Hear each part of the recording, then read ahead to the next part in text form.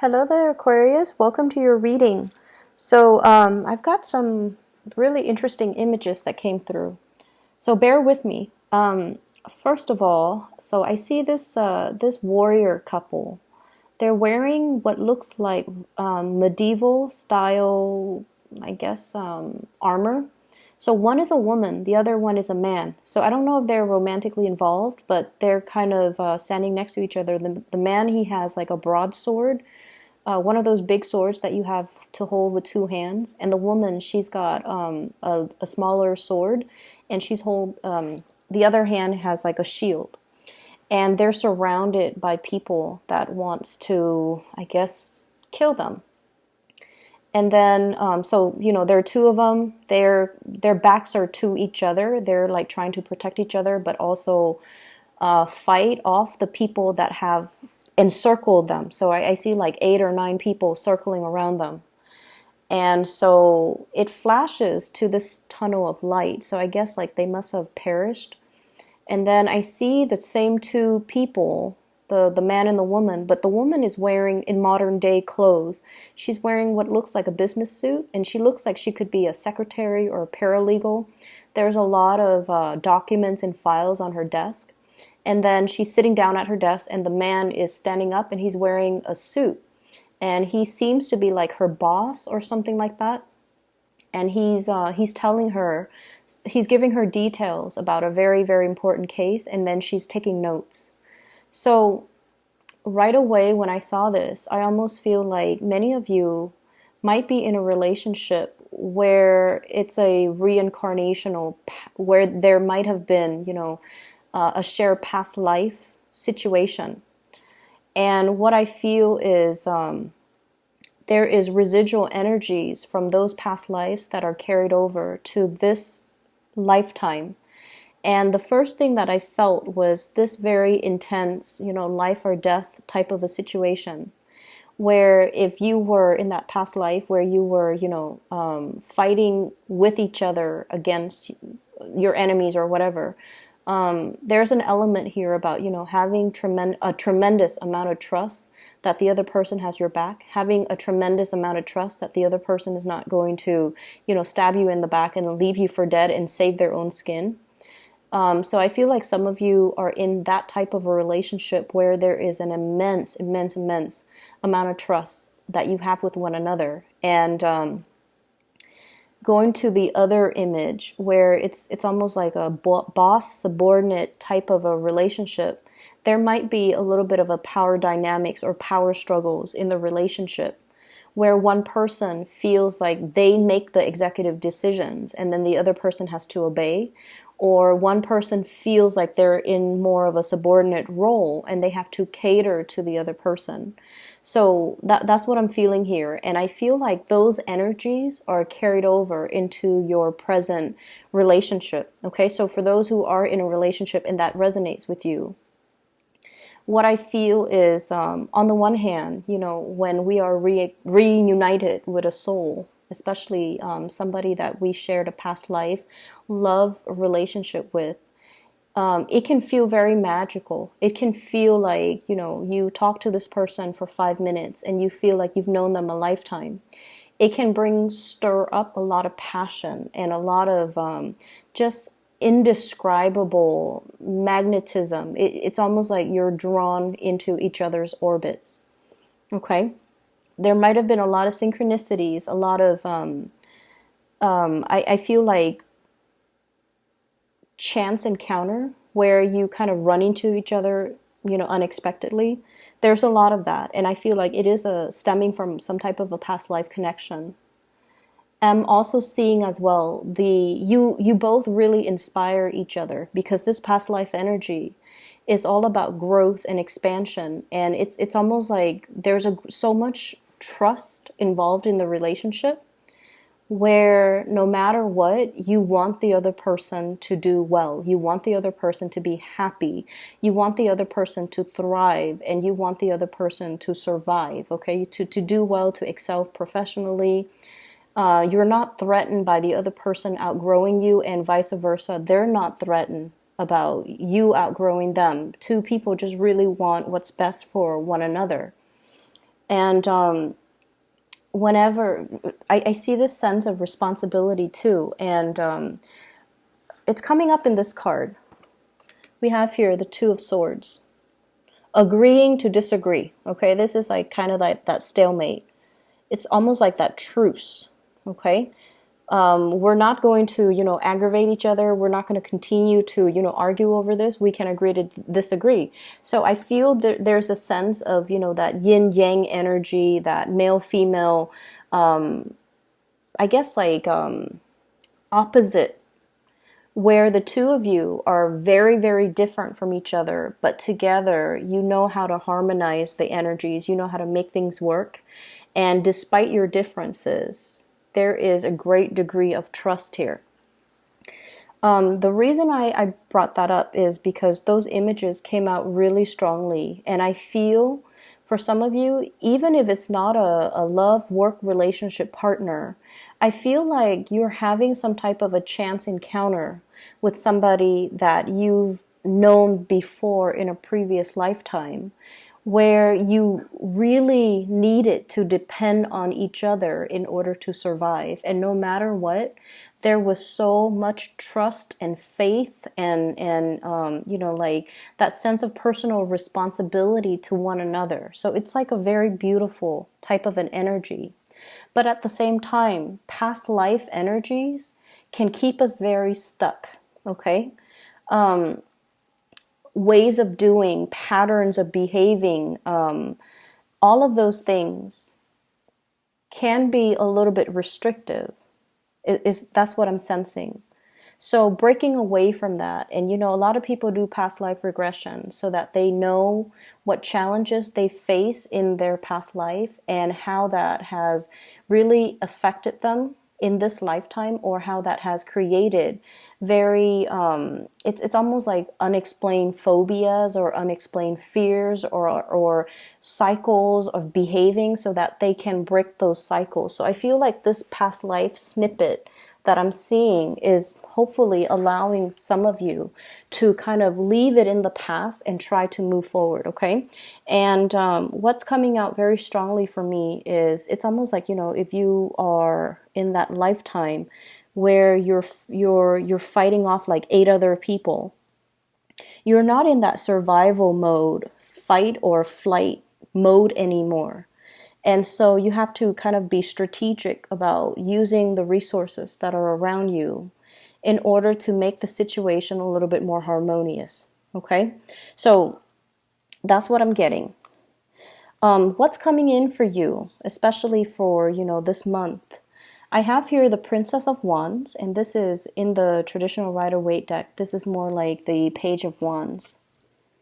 New passion, new energies, new drive and ambition, wanting to soar for the sun, wanting to show yourself as somebody who's capable and competent and, able to get work done. So I see you coming into this month very enthusiastic to get a lot of work done, to kind of show yourself, show your skills, and to, feel it's almost like embracing things, embracing new opportunities, not shying away from a challenge, wanting to take on even more responsibility so that you can learn, so that you can grow, so that you can expand. So I feel like you're coming in very, very confident. For many of you, you're looking for work opportunities, mainly because you feel like your skills might not be properly utilized in one environment. So you're seeking more work, you're seeking more responsibilities, or even more duties to kind of showcase your talents. For others of you, you might take on a second job, or you might look elsewhere, mainly because I do feel there is an element here about lacking in financial resources. Okay, so you might have, overspent, you might have overindulged, and this month you're finding yourself a little bit in the red, and you're just like, okay, where can I, cut corners when it comes to my expenses, or where can I make more money so that I am able to make more? So I feel like you're very, very motivated to go to work, if anything, to increase your financial earnings, okay? I see many of you going through your bank accounts, going through your ledgers, itemizing everything, and then trying to figure out where you can skimp, where you can save up, where you can, cut corners when it comes to your expenses.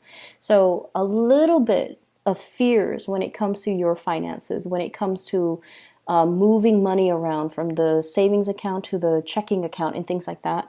I see a lot of that coming in for this month, and I see you itemizing to figure out, if, for example, if you're contemplating a move, how much is that going to cost? How much is it going to cost for a new house, a new apartment, and especially to renovate or even to arrange, I'm seeing, and also like buy new furniture. So I feel like you're itemizing everything. You're putting things up for sale. You're cleaning and decluttering your environment.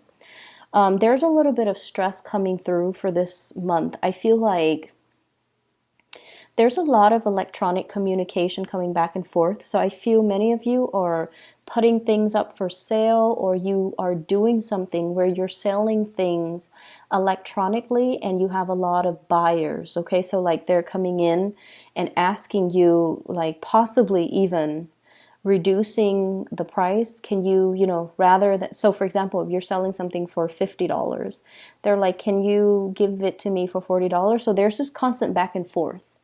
And I feel like you can, kind of put your foot down just to save yourself, the emotional anguish. Just put your foot down and say, oh, I'm sorry, whatever price I listed, that's the final price. I'm very sorry about that. So that's what I see. I feel like people are bargaining with you, but they're not doing it face to face. They're doing it through emails.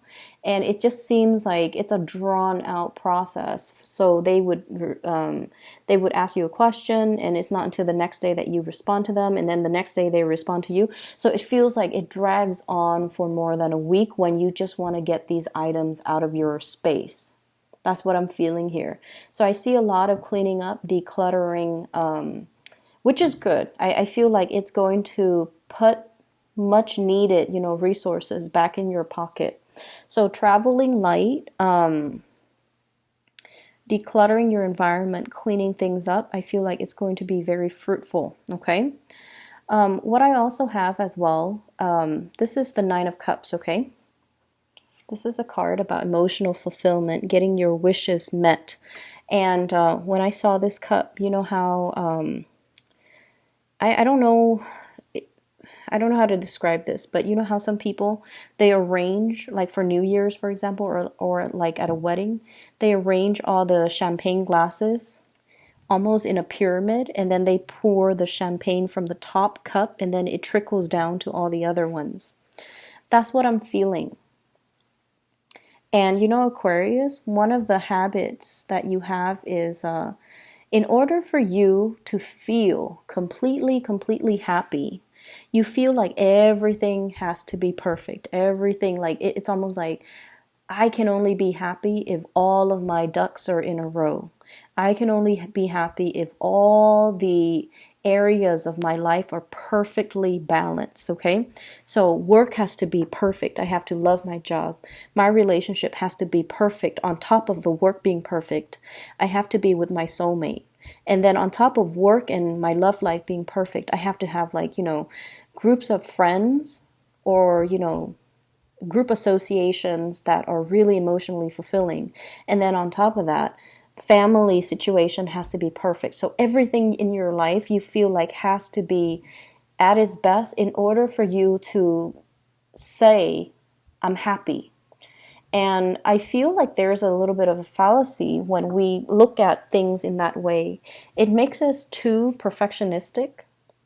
It's almost like putting a lot of unnecessary pressure on yourself to make sure that everything in your life is stable and perfect and just, everything is in its place, rather than really enjoying the imperfections, and rather than just enjoying the moments of happiness as they come in.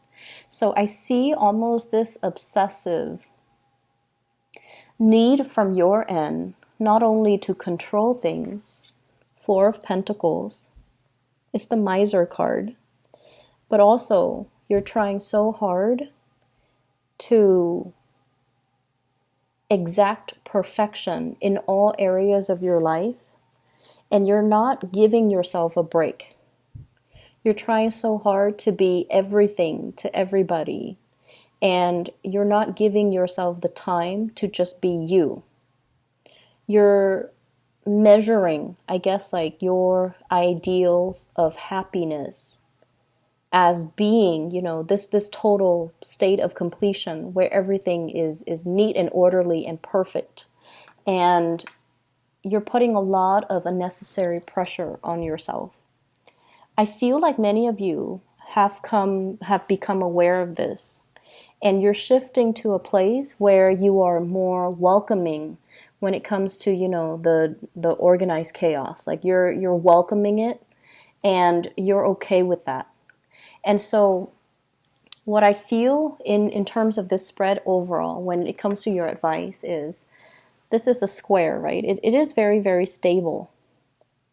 But at the same time, it's a little bit rigid. It's a little bit uninspiring. So they're trying to shift you away from this and to allow this change to happen in your life.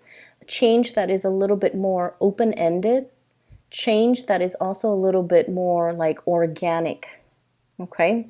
So not seeing things as this four corners and everything has to have a place, and it's building things up like one by one and needing to itemize everything. They're telling you to kind of allow the process to organically unfold and to work from a space where you're, I want to say, allowing the universe, I guess, to take over.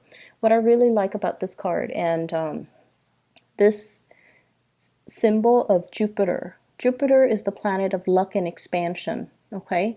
And so you're being helped along the way, and is to kind of allow you to take a step back, not try to control everything, and just let things unfold in a timely manner, okay? In a timely manner that is divinely guided, okay?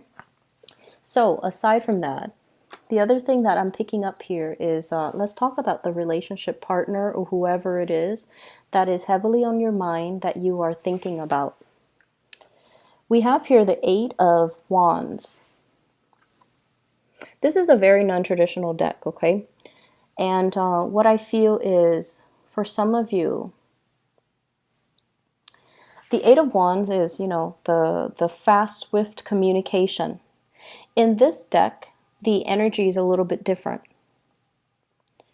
You're dealing with somebody who communication between you and this person can be a little bit contentious and can be a little bit jarring. Going back to what I mentioned before about, the situation where the two of you might not really see eye to eye on many, many things. The two of you as well, and I do see as well, a lot of people in same-sex relationships in this spread as well. And despite being the same gender, there are just a lot of differences between the two of you, where you might have different cultural upbringing. You might have different religious beliefs. You might even have different ways in which you look at relationships and parenting. And, one person might want children, the other person might not. One person is a homebody, the other person is very adventurous. So I see this opposition between you and the other person. But for whatever reason, the two of you have very similar values, okay? And that's what's weird about it, because let's say a value of yours, Aquarius, is, let's just say, for many of you at least, okay? It's almost like doing things to the best of your capabilities, okay? The person that you're dealing with, they have the same values as well. And because of that, on a values basis, things work out well despite all the differences. Okay, and then let's just say another value of yours is, working really, really hard, okay? So for example, if your boss gives you an assignment and they're like, I need this by the end of the day. Even if you have to, stay very, very late in order to get it done, once you tell somebody you're going to get it done by the end of the day, you're going to get it done. So even if you have to stay behind, you still will do it. And even if you can, finish it by like 5 p.m., close of business day. But if the quality is lacking, you don't mind staying behind to perfect it and to make it the best that it can be before you submit it.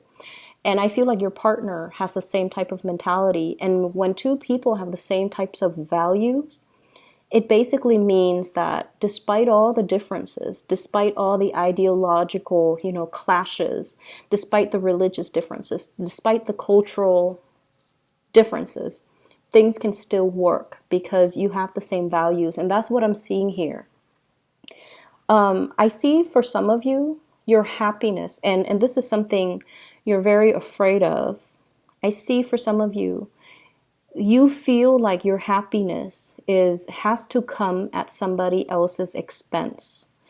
And I don't know why that is, okay? So it could be you want your partner to chip in and do a lot more than they're doing.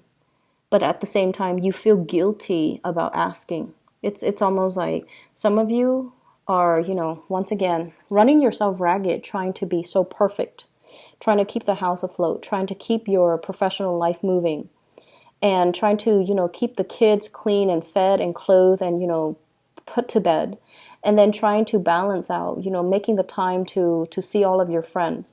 You're running yourself ragged, trying to keep everything afloat. And you want your partner to chip in, but you also understand that your partner as well, because of this values, your partners are also like you. They're trying to get things sorted out and moving along in their life. And you feel like, I really need you to step in and help me. But is it selfish for me to ask this of my partner? Of course, it's not selfish for you to ask, but you feel that way.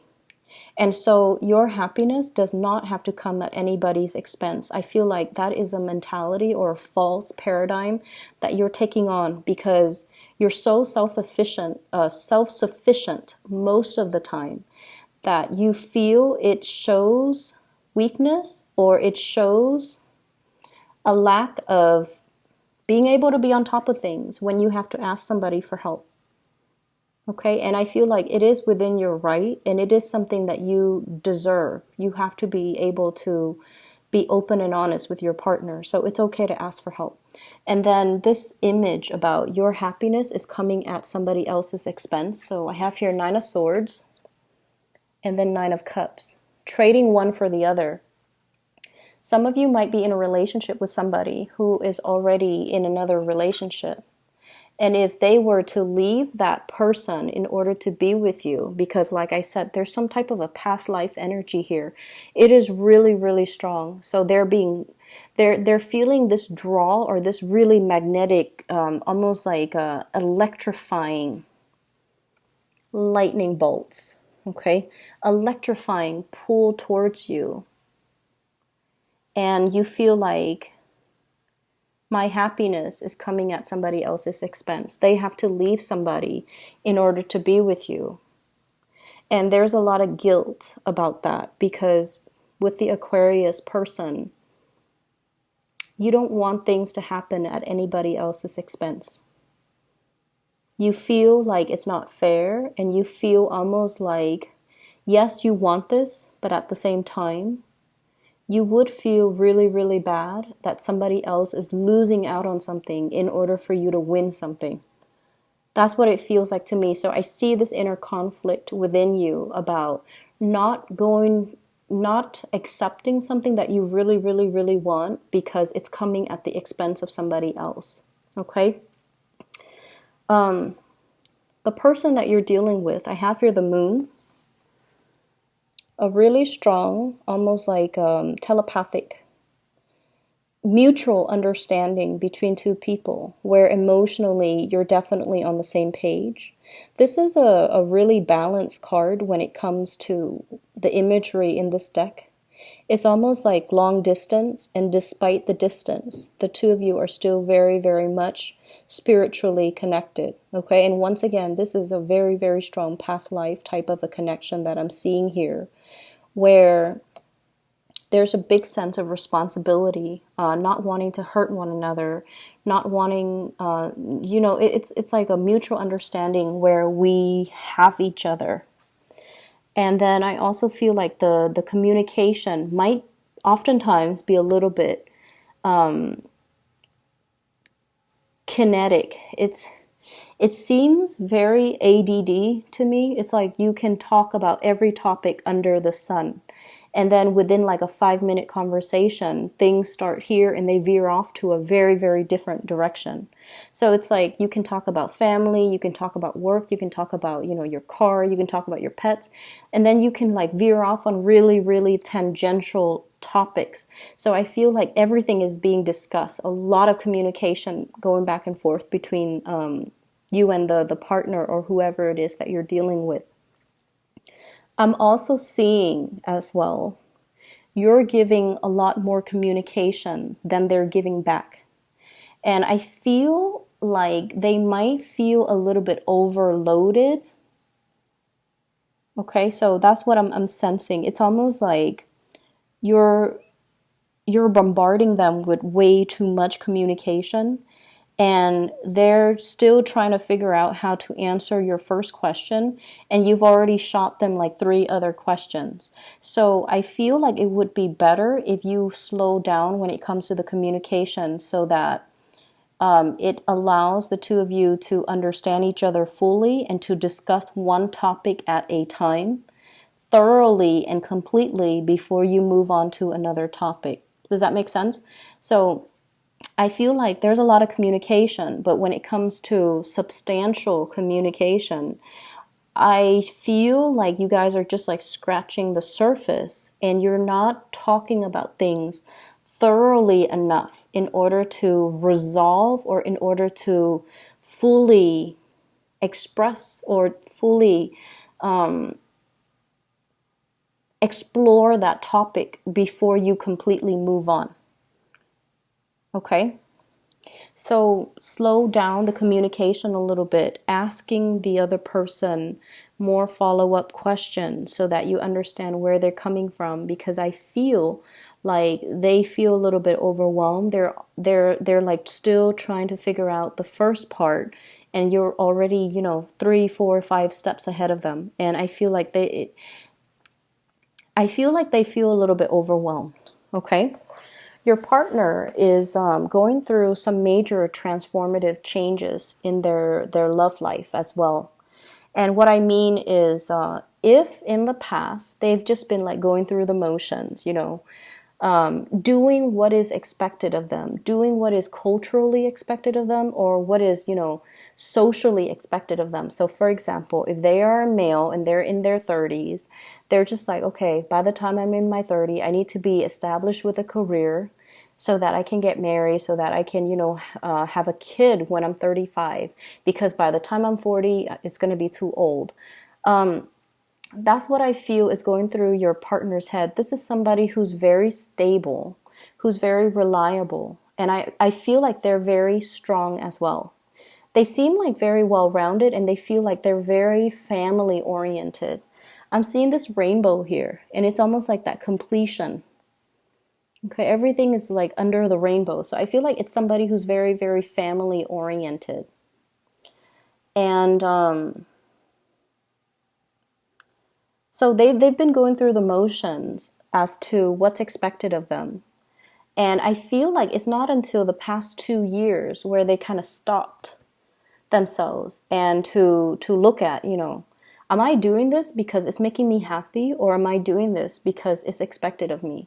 So I feel like they're going through some major transformations when it comes to being able to clearly identify what brings them emotional happiness versus what brings them stability, or versus what they're doing that is, appeasing everybody, but that's not really making them happy. I also feel as well, they're starting to understand you a little bit more. So this could be, your significant other, your spouse, or even the person that you are interacting with. They're starting to understand you a lot more. They're starting to understand your way of thinking. They're starting to understand that when they're dealing with you, what they see is pretty much what they got. Because I feel with this moon, where they have been very confused about you in the past, because they kept reading between the lines. They didn't take you at face value. And so now it's like they stop reading between the lines. They just take everything that you say at face value. And I feel like they're starting to get it. They're starting to have like a much better understanding of you. And they're starting to feel as if, I don't have to fear this person. So if in the past, their guard has been up about you, if they've been blocking you or guarding, like, putting up their walls or just doing whatever it is that to kind of defend themselves against you for whatever reason. Maybe they're overwhelmed. Or maybe they're afraid of the connection as well. Maybe they're afraid of the responsibilities in the relationship. They're putting their guard down. They're starting to understand you. They're starting to think like you. And they're starting to also, I feel like, you're bringing in awareness, or you're bringing a lot of ideas or ways of doing that they are welcoming. So I see them kind of absorbing your energy a little bit, which I feel is really good, because once they start doing that, Aquarius people are really hard to understand, but I feel like you have a partner or somebody here that is starting to really understand you, and they're kind of absorbing your energy, and that will allow them to understand you a lot more. Okay? So that's what I'm feeling here. There's going to be a lot of communication. There are a lot of changes that are happening in their lives. And then I also feel like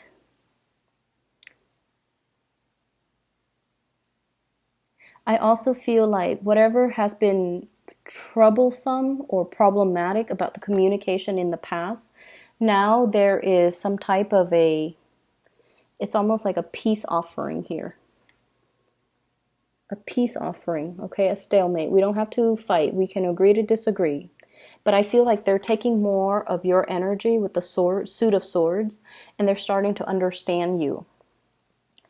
Moving forward for this month at least, I feel like you have to be easier on yourself. I feel like you need to kind of embrace new opportunities and new energies, especially when it comes to, fun, socializing, and just, going out. I feel for many of you, don't keep yourself cooped up in the house out of fear of, seasonal depression. Get yourself a lot more physically active, okay? So I'm going to leave it at that, Aquarius. I hope the reading is helpful for you guys. I do wish you the best, okay? Take care. Oh, and one last thing. I am no longer giving private readings. So for those of you who are still emailing me, I guess you might not have heard the announcement last month, but I'm no longer doing private readings. So if you are interested in a private reading, I've put down a link in the description box for a psychic. Her name is Bridget. She is phenomenal. I highly recommend her. If you haven't already, please book an appointment with her. She is amazing. And I've used her services in the past, and I highly recommend her. So if you would do that, click on the description box click on the link in the description box, and her scheduling website is right there. Okay, I'll talk to you soon.